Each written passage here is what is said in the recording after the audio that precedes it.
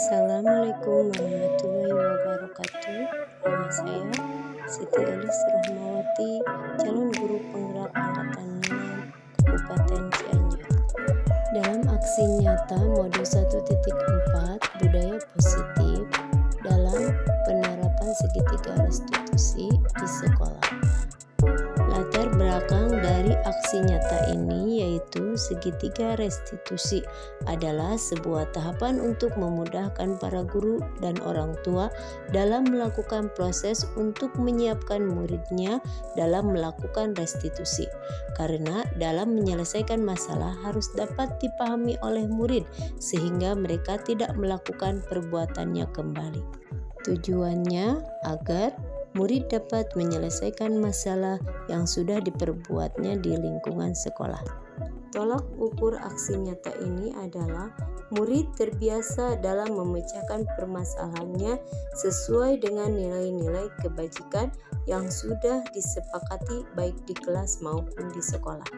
Rencana tindak lanjutnya adalah adanya kerjasama semua warga sekolah dalam menerapkan segitiga restitusi sesuai dengan keyakinan kelas yang sudah dibuat bersama. Inilah dokumentasi kegiatan aksi nyata modul 1.4 budaya positif tentang penerapan segitiga restitusi yang saya buat. Ini yaitu materinya modul 1.4 budaya positif. Nama saya Siti Elis Rahmawati, calon guru penggerak angkatan 6 Kabupaten Cianjur yang mengajar di TK Insan Hasanah Pesona Cianjur Indah.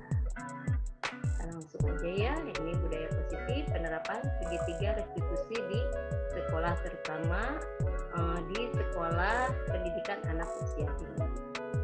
Ini ada standar pendidikan nasional dalam rangka menciptakan lingkungan yang positif, maka setiap warga sekolah dan pemangku kepentingan perlu saling mendukung, menghayati, dan menerapkan nilai-nilai kebajikan yang telah disepakati bersama untuk dapat menerapkan tujuan mulia tersebut. Maka seorang pemimpin pembelajaran perlu berjiwa kepemimpinan sehingga dapat mengembangkan sekolah dengan baik agar terwujud suatu budaya sekolah yang positif sesuai dengan standar kompetensi pengelolaan yang telah ditetapkan. Tujuan mulia dari penerapan disiplin positif adalah agar terbentuk murid-murid yang berkarakter, berdisiplin, santun, jujur, peduli, bertanggung jawab, dan merupakan pembelajar sepanjang hayat sesuai dengan standar kompetensi lulusan yang diharapkan.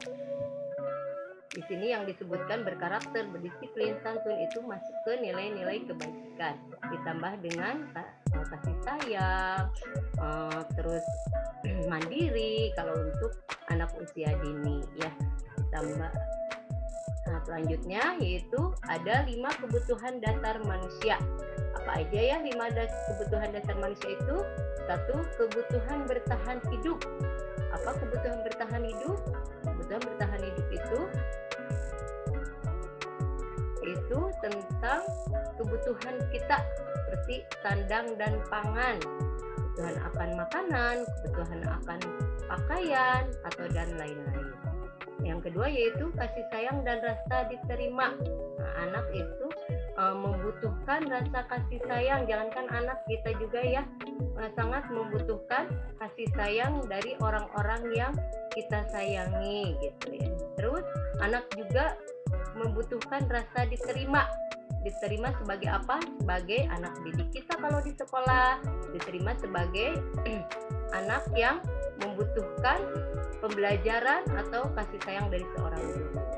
Yang ketiga yaitu penguasaan atau kebutuhan pengakuan atas kemampuan. Nah, di situ anak akan memunculkan kemampuannya kalau di sekolah ya. Mereka membutuhkan pengakuan dari kita atas kemampuan yang mereka miliki, seperti, "Bu, saya udah bisa pegang pensil." "Oh iya sayang, ternyata Ananda udah bisa memegang pensil, ibu kasih jempol atau bintang, itu kan suatu pengakuan dari seorang guru ke anak didiknya. Mungkin seperti itu ya contohnya. Terus kebebasan, kebutuhan akan pilihan. Nah di sini kebebasan untuk anak usia dini bukan berarti kita memberikan bebas sebebas-bebasnya. Tidak juga ya, kebutuhan akan pilihan. Berarti kita memberikan kebebasan kepada anak didik itu dituntun ke minat anak itu sendiri. Misalkan anaknya senang menggambar. Nah, kita tuntun dan kita arahkan anak itu untuk berimajinasi dalam gambar gitu, dalam menciptakan suatu apa yang dia inginkan. Misalkan kita lanjut ke tadi diberi kebebasan, yang kelima yaitu kesenangan. Nah, kesenangan yaitu kebutuhan akan merasa senang. Anak diberi juga kebebasan dalam memilih mainan. Nah, mainan apa yang dia senangi? Misalkan, oh saya mainannya yang saya senangi itu balok. Di situ kita arahkan lagi kesenangan anak dalam bermain balok, seperti menyusun bangunan atau menyusun geometriknya atau balok-baloknya. Kadang kan anak senang, oh bu guru saya bikin gedung gitu ya. Nah seperti itu kita arahkan kembali sehingga kebutuhan yang kelima ini dapat dipenuhi oleh anak, sehingga anaknya tidak akan keluar atas batas-batasnya. Di sini nanti kita diterangkannya sama Bu Siti. Kalau misalkan anak tidak memenuhi kelima dasar manusia ini, nah di sini anak akan melakukan pelanggaran. Nah, sebagai seorang guru, apakah kita harus menegur atau gimana kepada anak kalau misalkan anak itu melakukan pelanggaran? Mungkin ada 5 posisi kontrol. Nah, 5 posisi kontrol ini yang harus dikuasai oleh seorang guru. Yang pertama yaitu penghukum. Penghukum berarti kita memberikan hukuman ketika anak melakukan kesalahan. Misalkan, Dek, kamu salah ya. Nah, kita memvonis gitu dengan nada-nada kita yang agak tinggi, marah gitu ya. Kalau sebagai penghukum. Kalau misalkan kita sebagai guru membuat merasa bersalah, berarti kita telah menyalahkan kepada anak. Dek, kalau adik melakukan hal seperti ini, nanti bu guru bisa ditegur dong sama kepala sekolah, misalkan gitu ya. Mungkin anak berpikir, oh iya kalau kita melakukan kesalahan berarti nanti ibu guru kita yang dimarahi. Itu mereka merasa bahwa mereka itu telah berbuat salah, terus merasa dia juga merasakan kesalahan yang telah dia lakukan. Kalau yang ketiga itu sebagai teman. Nah, kalau sebagai teman itu yang sering Bu Siti lakukan gitu sebagai pemantau, yaitu guru mengingatkan kembali tentang aturan apa yang sudah diterapkan atau disepakati bersama. Seperti contohnya ketika anak melakukan kesalahannya, misalkan ada anak yang duduk di atas meja. Nah, sebagai pemantau kita mengingatkan kepada anak, gitu. Dek, apa ya yang telah kita lakukan untuk aturan yang ada di kelas sudah disepakati oleh kita bersama? Oh iya Bu Guru, kalau misalkan anaknya dia mengingat dengan apa aturan yang sudah kita terapkan. Oh iya Bu Guru, lupa, mungkin tidak boleh duduk di atas meja. Mungkin seperti itu ya kalau pemantau. Kalau manajer, nah kalau manajer itu yang lebih bijaksana lagi. Ada restitusi. Apa itu restitusi? Sebuah cara menanamkan disiplin positif kepada siswa. Restitusi adalah proses menciptakan kondisi bagi murid untuk memperbaiki kesalahan mereka, sehingga mereka kembali kepada kelompok mereka dengan karakter yang lebih kuat. Restitusi di sini ya. Jadi kita membuat pemecahan permasalahannya dengan anak gitu. Jadi kayak tadi kan ada yang penghukum, pembuat merasa bersalah. Di sini ada segitiga restitusi. Segitiga restitusi adalah suatu proses dialog yang dijalankan oleh guru atau orang tua agar dapat menghasilkan murid yang mandiri dan bertanggung jawab. Nah, ini adalah pemecahan yang akan dilakukan oleh seorang guru kepada muridnya yang melakukan kesalahan. Tetapi kita tidak bisa menyalahkan kepada anak bahwa anak tersebut melakukan kesalahan, tidak fatal gitu ya.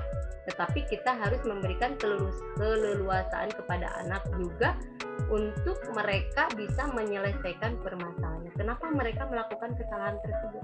Karena mereka tidak terpenuhi kebutuhan dasar manusianya, seperti yang tadi udah dijelaskannya. Apa itu kebutuhan dasar manusianya itu?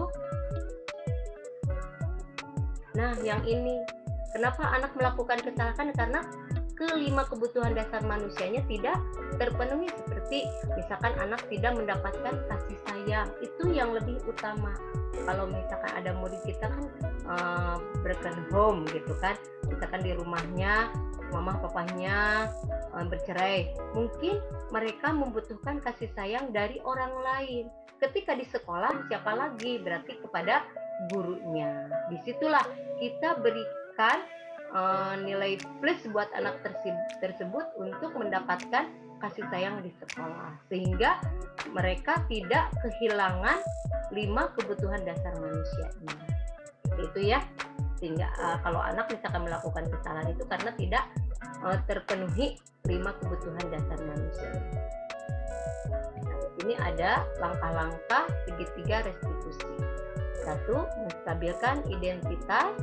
2. Validasi tindakan yang salah. 3. Menanyakan keyakinan. Di sini ada, nah, segitiga restitusi.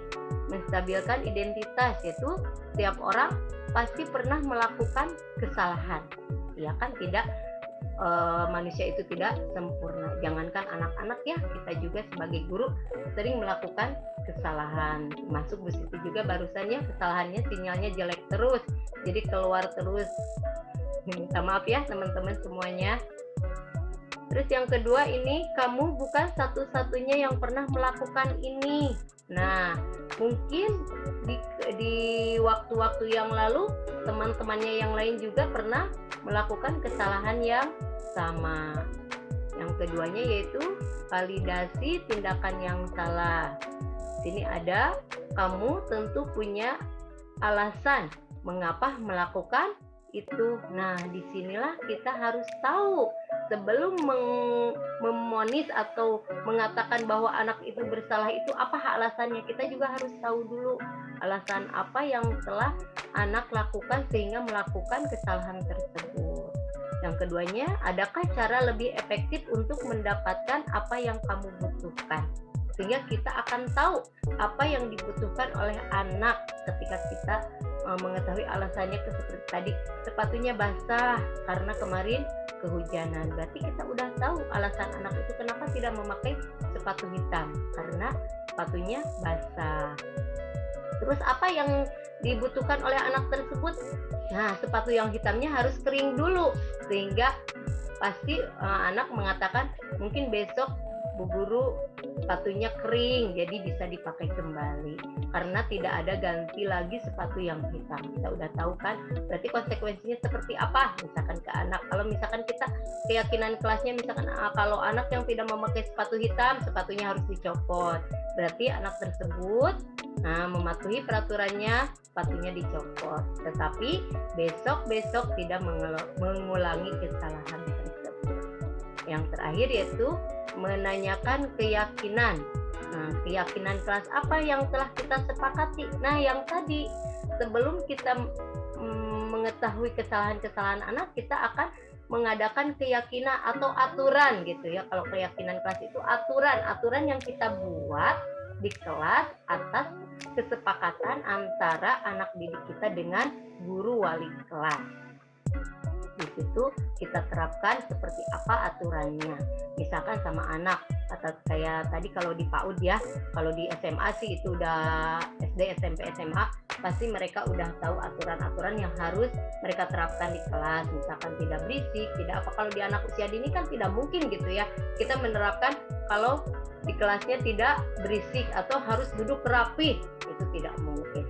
Paling merapihkan mainan ke tempat asalnya, membereskan alat tulis yang sudah dipakai, terus tidak menaiki meja ketika belajar, tidak tidak usil atau tidak jahil kepada teman yang sedang belajar, berbagi dengan teman. Ini ada lagi, kamu ingin menjadi orang yang seperti apa? Kalau misalkan ketika anak melakukan kesalahan itu, emangnya kamu mau jadi apa sih? Apalagi orang tua ya, mungkin sering mendengar kata-kata seperti itu. Paling anak menjawab ingin jadi polisi kalau anak usia dini ya. Tapi tidak, kalau di sini kita harus meyakinkan kepada anak apa yang telah mereka lakukan, bahwa hal tersebut itu salah dan harus diperbaiki. Seperti apa perbaikannya itu tergantung kesalahan yang mereka lakukan. Pertanyaan Bu Sinta, ada pertanyaan? Atau mau menambahkan dari Bu Sinta, gimana penerapan Bu Sinta di sekolahnya seperti apa? Kalau misalkan anak melakukan kesalahan gitu. Paling ditanya kenapa bisa melakukan kesalahan, terus biasanya suka ditanya selama dari rumah tadi gimana, baik-baik aja apa tidak gitu. Terus kadang mah konsul sama orang tuanya, suka ada masalah di keluarga, kenapa cara pendekatan ya Bu Sinta ya, kita mah memberi pengarahan kepada anak, menanyakan tentang kesalahan yang dilakukannya, tidak memponis ya kalau pendekatan kepada anak ini. Mungkin teman-teman waktunya ya sedikit lagi. Siti, punten menanggapi. Iya. Oh iya Bu Lela, silakan. Siti, menanggapi yang ketika anak melakukan kesalahan. Ya. Karena anak usia dini itu kan belum paham benar dan ya. Menurut kita salah, tapi menurut anak kan ya dia itu benar tuh. Jadi ada penjelasan terlebih dahulu, terus si anak ditanya yang dia lakukan itu kalau menurut orang dewasa salah, dijelaskan bahwa perbuatannya itu merupakan kesalahan gitu. Karena pada dasarnya anak usia dini itu kan belum paham benar dan salah gitu. Ya kita sebagai orang dewasa memahamkan perlakuan tersebut gitu. Ditanya terlebih dahulu, jadi tidak langsung menjudge bahwa itu perbuatan salah. Seperti itu Bu Siti. Ya betul Bu Lela. Kalau kita ke anak usia dini itu posisi kontrolnya kita sering melakukannya sebagai teman ya. Kalau di usia dini kita tidak bisa memvonis anak seperti apa kesalahan yang dilakukannya. Disitulah maka segitiga restitusi sangat diperlukan untuk guru kita sebagai pendidik anak usia dini. Mungkin itu ya Bu Lela, terima kasih. Bu Sinta juga terima kasih. Terima kasih kepada teman-teman semuanya. Salam dan bahagia. Assalamualaikum warahmatullahi wabarakatuh.